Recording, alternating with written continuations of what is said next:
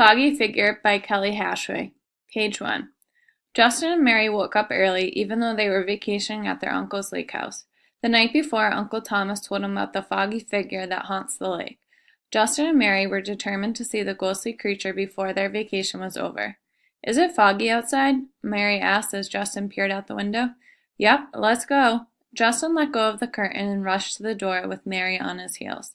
It was only 5 o'clock a.m., so everyone else in the house was still asleep.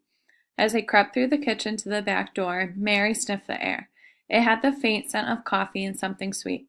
She shrugged it off and followed Justin out the door, down the back steps, and out onto the boat dock.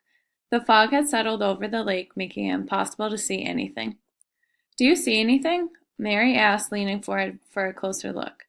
"Nothing. Do you think Uncle Thomas was just trying to scare us with that story?"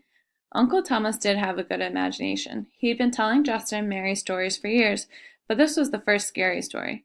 Mary had a feeling it wasn't made up. Mary shook her head. "Remember what Uncle Thomas said? The foggy figure haunts the lake. We're on the dock. Maybe that's why we can't see him." The people in the story were in boats. "You want to go out on the water?" Justin asked. Mary looked around, trying to find Uncle Thomas's boat, but the fog was too thick.